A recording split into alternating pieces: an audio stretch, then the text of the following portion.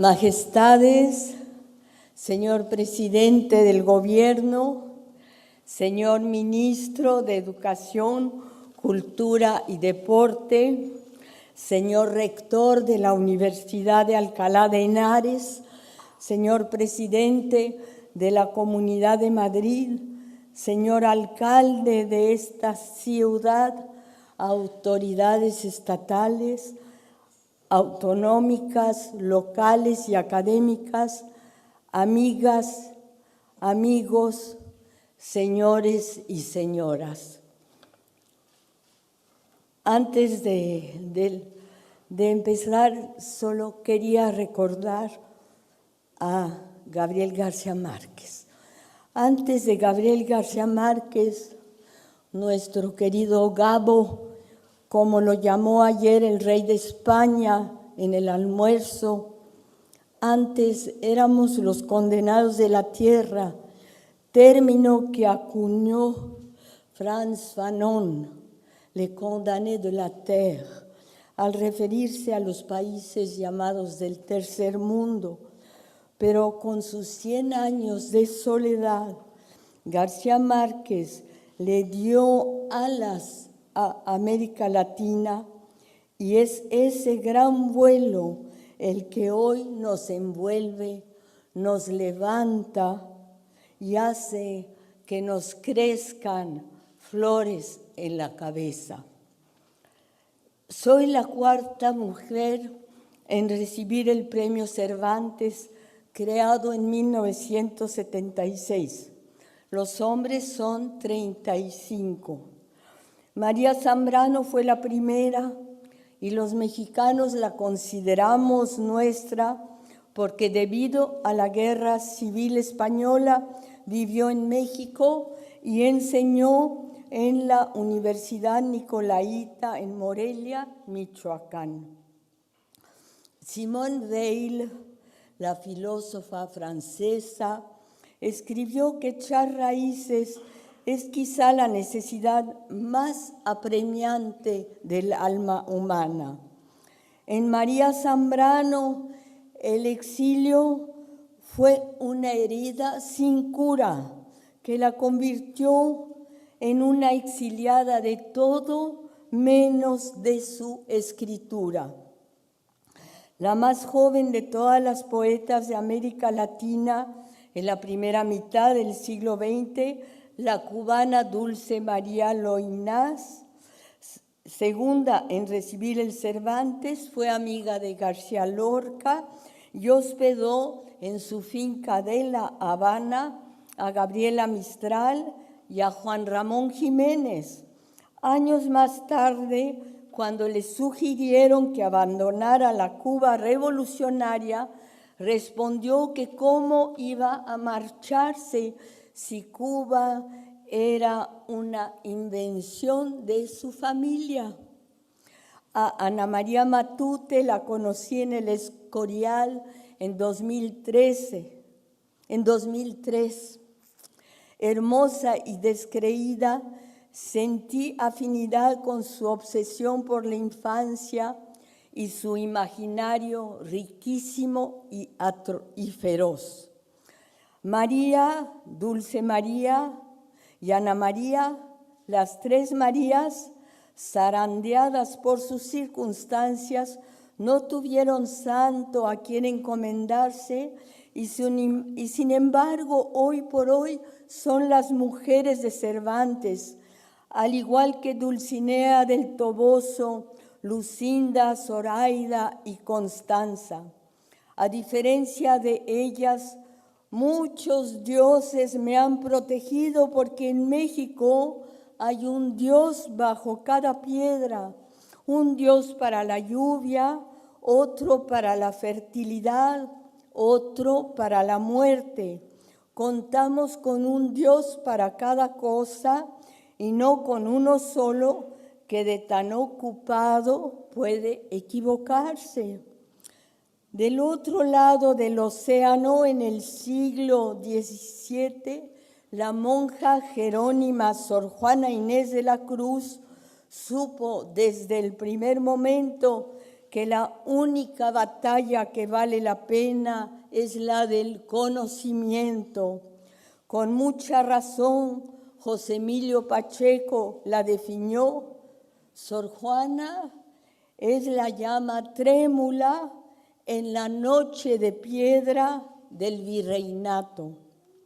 Su respuesta a Sor Filotea de la Cruz es una defensa liberadora, el primer alegato de un intelectual sobre quien se ejerce la censura.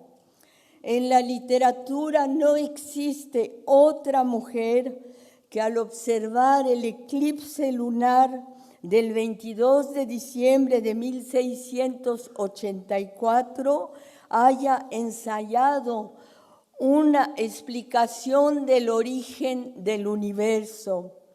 Ella lo hizo en 975 versos de su poema Primero Sueño.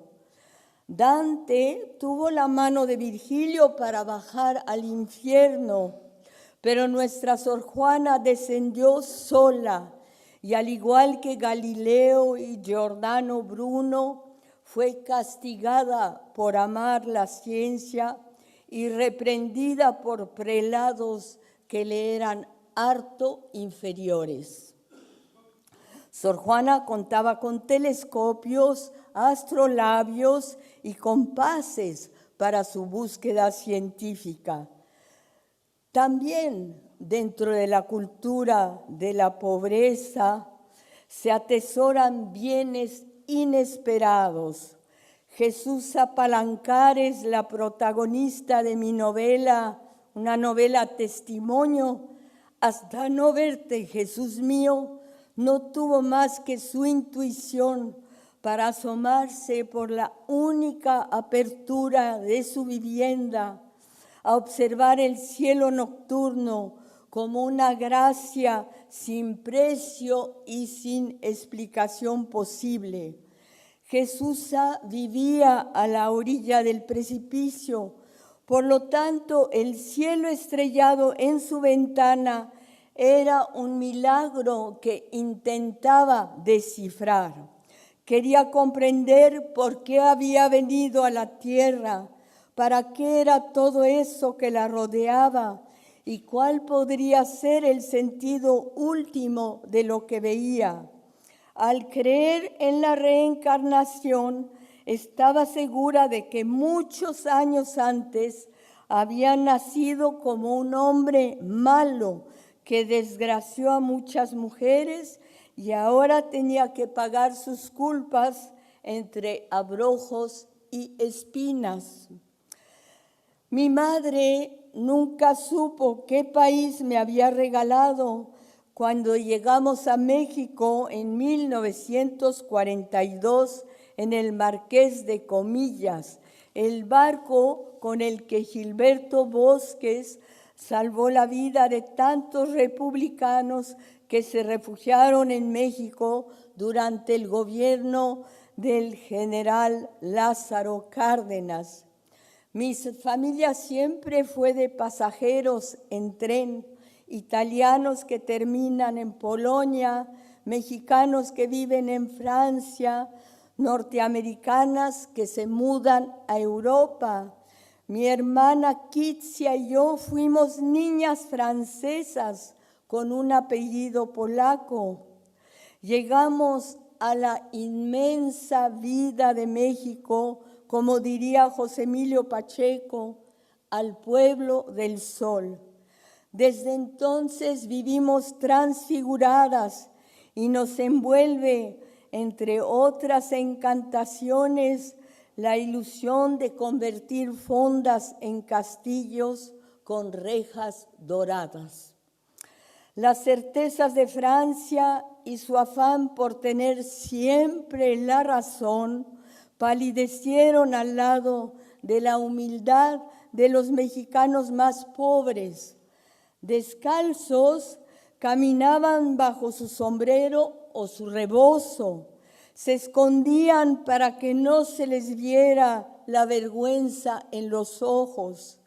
Al servicio de los blancos, Sus voces eran dulces y cantaban al preguntar. ¿No le molestaría enseñarme cómo quiere que le sirva? Aprendí el español en la calle, con los gritos de los pregoneros y con unas rondas que siempre se referían a la muerte. Naranja dulce, limón celeste, dile a María que no se acueste. María, María, ya se acostó, vino la muerte y se la llevó. O esta, que es aún más aterradora. Cuchito, Cuchito, mató a su mujer con un cuchillito del tamaño de él. Le sacó las tripas y las fue a vender. Mercarán tripitas de mala mujer. Todavía hoy se mercan las tripas femeninas. El pasado 13 de abril, 2 mujeres fueron asesinadas de varios tiros en la cabeza en Ciudad Juárez, una de 15 años y otra de 20, embarazada. El cuerpo de la primera fue encontrado en un basurero.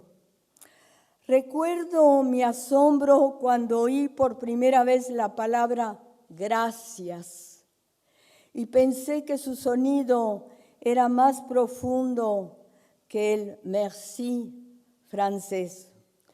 También me intrigó ver en un mapa de México varios espacios pintados de amarillo marcados con el letrero Zona por descubrir. En Francia los jardines son un pañuelo, todo está cultivado y al alcance de la mano. Este enorme país temible y secreto llamado México, en el que Francia cabía 3 veces, se extendía moreno y descalzo frente a mi hermana y a mí y nos desafiaba. Descúbranme. El idioma era la llave para entrar al mundo indio, el mismo mundo del que habló Octavio Paz aquí en Alcalá de Henares en 1981, cuando dijo que sin el mundo indio no seríamos lo que somos. ¿Cómo iba yo a transitar de la palabra París a la palabra Parangaricutirimícuaro? Me gustó poder pronunciar Xochiquétzatl, Netzahualcóyotl o Cuauhtémoc y me pregunté si los conquistadores se habían dado cuenta quiénes eran sus conquistados. Quienes me dieron la llave para abrir a México fueron los mexicanos que andan en la calle. Desde 1953 aparecieron en la ciudad muchos personajes de a pie semejantes a los que Don Quijote y su fiel escudero encuentran en su camino. Un barbero, un cuidador de cabras, Maritornes la ventera. Antes en México el cartero traía uniforme, cepillado y gorra azul, y ahora ya ni se anuncia con su silbato, solo avienta bajo la puerta la correspondencia que saca de su desvencijada mochila. Antes también el afilador de cuchillos aparecía empujando su gran piedra montada en un carrito, producto del ingenio popular, sin beca del Consejo Nacional de Ciencia y Tecnología, y la iba mojando con el agua de una cubeta, chispas, y partía en el aire los cabellos en dos, los cabellos de la ciudad que en realidad no es sino su mujer, a la que le afila las uñas, le cepilla los dientes, le pule las mejillas, la contempla dormir y cuando la ve vieja y ajada, le hace el gran favor de encajarle un cuchillo largo y afilado en su espalda de mujer confiada. Entonces la ciudad llora quedito, pero ningún llanto es más sobrecogedor que el lamento del vendedor de camotes que dejó un rayón en el alma de los niños mexicanos porque el sonido de sus carritos se parece al silbato del tren que detiene el tiempo y hace que los que abren surcos en la milpa levanten la cabeza y dejen el asadón y la pala para señalarle a su hijo, mira, mira, mira el tren, está pasando el tren, allá va el tren, algún día tú viajarás en tren.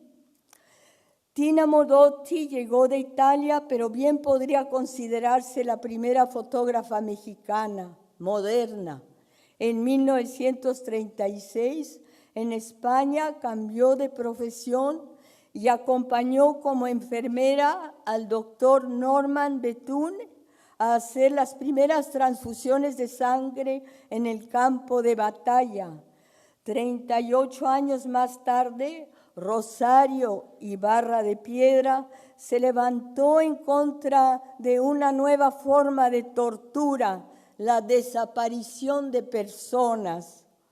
Su protesta antecede al levantamiento de las madres de Plaza de Mayo con su pañuelo blanco en la cabeza por cada hijo desaparecido. Vivos los llevaron, vivos los queremos. La última pintora surrealista, Leonora Carrington, pudo escoger vivir en Nueva York al lado de Max Ernst y el círculo de Peggy Guggenheim, pero sin saber español, prefirió venir a México con el poeta Renato Leduc, autor de un soneto sobre el tiempo que pienso decirles más tarde si me da la vida para tanto. Lo que se aprende de niña permanece indeleble en la conciencia y fui del castellano colonizador al mundo esplendoroso que encontraron los conquistadores. Antes de que los Estados Unidos pretendieran tragarse a todo el continente, la resistencia indígena alzó escudos de oro y penachos de plumas de quetzal y los levantó muy alto cuando las mujeres de Chiapas, antes humilladas y furtivas, declararon en 1994 que querían escoger ellas a su hombre, mirarlo a los ojos, tener los hijos que deseaban y no ser cambiadas por un garrafón de alcohol. ¿Quién anda ahí? Nadie, nadie, consignó Octavio Paz en el laberinto de la soledad. Muchos mexicanos se ningunean. No hay nadie, contesta la sirvienta. ¿Y tú quién eres? No, pues nadie. No lo dicen para hacerse menos ni por esconderse, sino porque es parte de su naturaleza.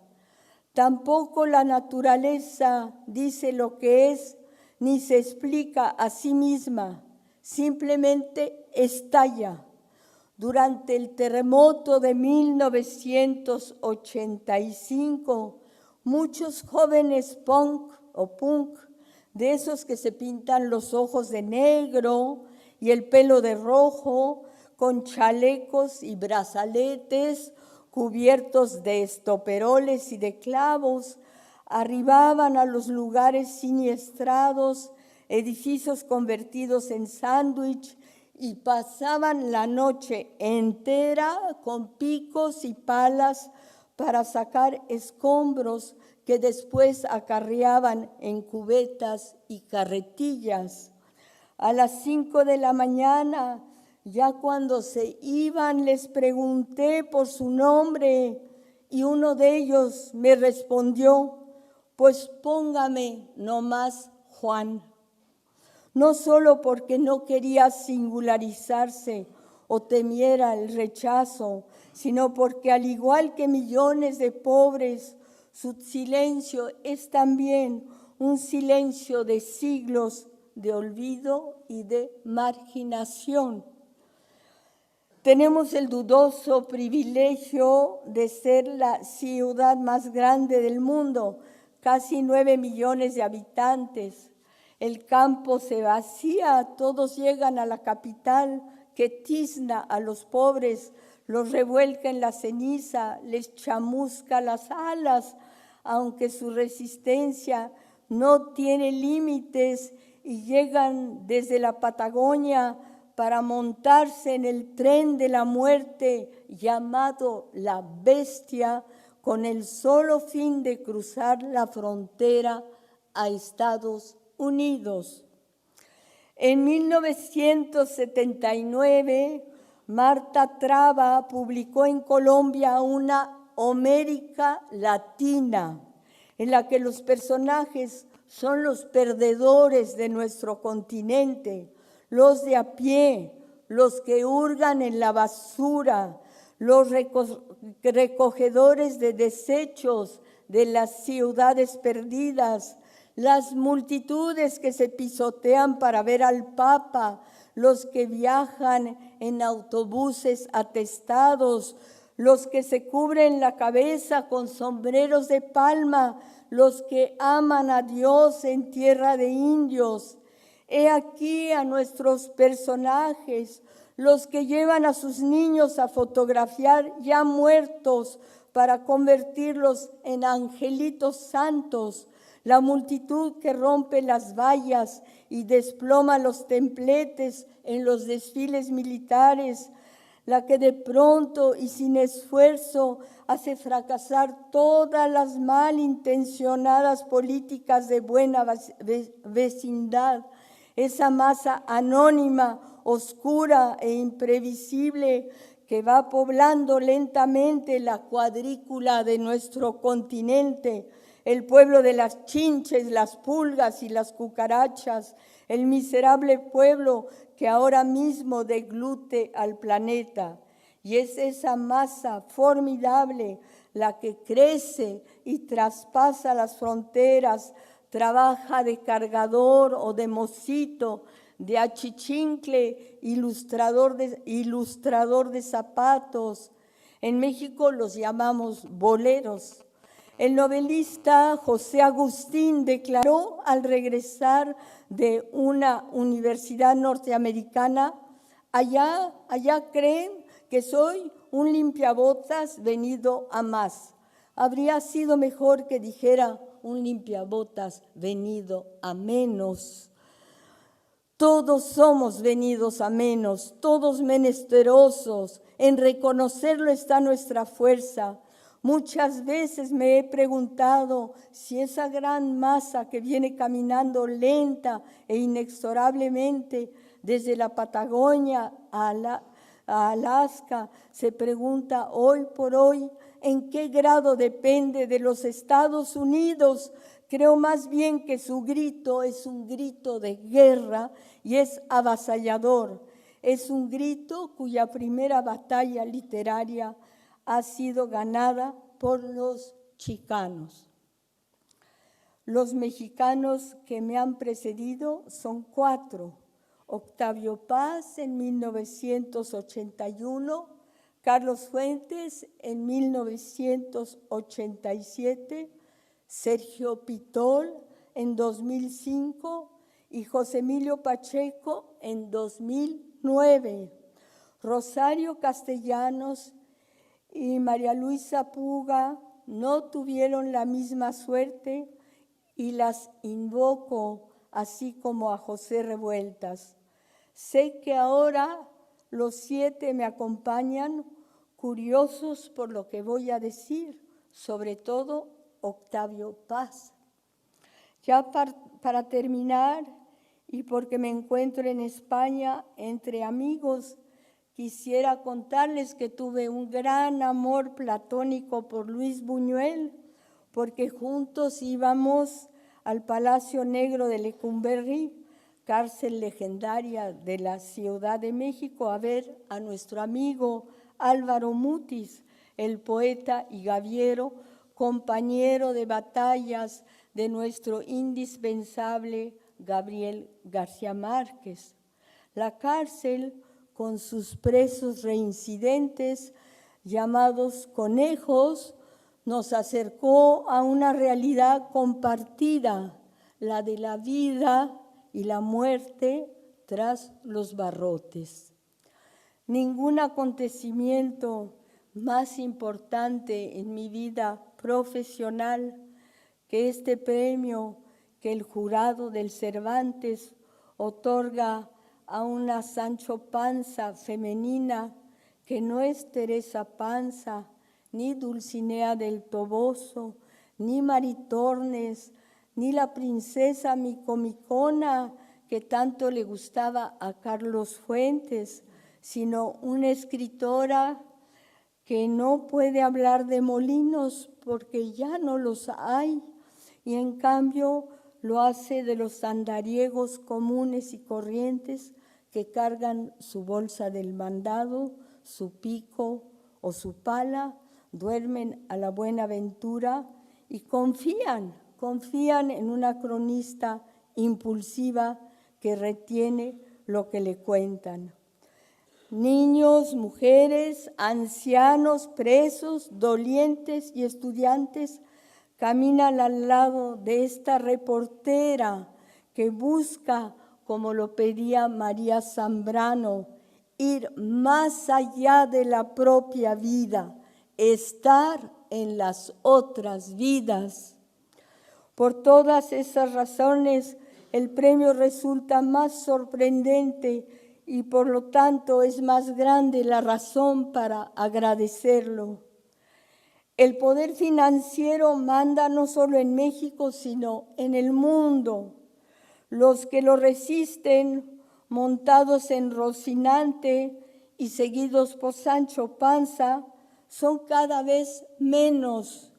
Me enorgullece caminar al lado de los ilusos, los destartalados, los candorosos. A mi hija Paula, su hija Luna, aquí presente, le preguntó: oye mamá, ¿y tú cuántos años tienes? Paula le dijo su edad y Luna insistió: ¿antes de Cristo o después de Cristo?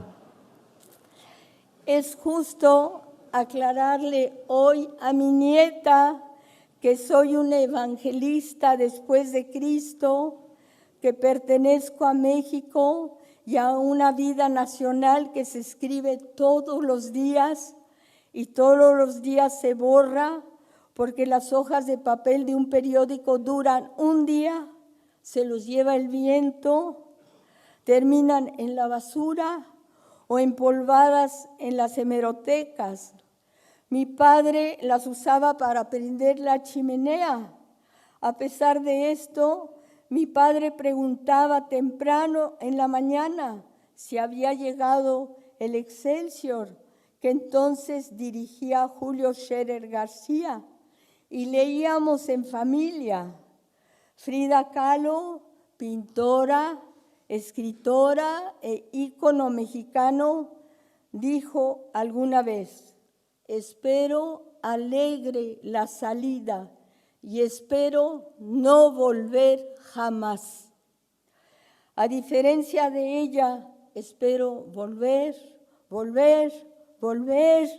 y ese es el sentido que he querido darle a mis 82 años.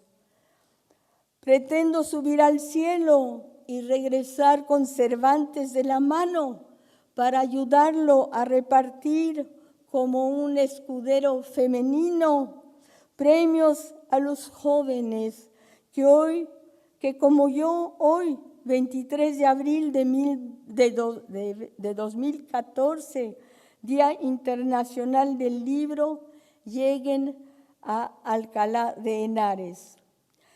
En los últimos años de su vida, el astrónomo Guillermo Haro repetía las coplas de Jorge Manrique a la muerte de su padre.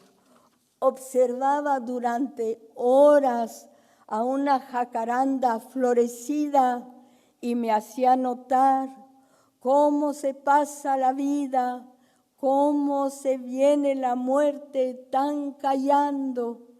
Esa certeza del estrellero también la he hecho mía, como siento mías las jacarandas que cada año cubren las aceras de México con una alfombra morada, que es la de la Cuaresma, la muerte y la resurrección. Muchas gracias por escuchar.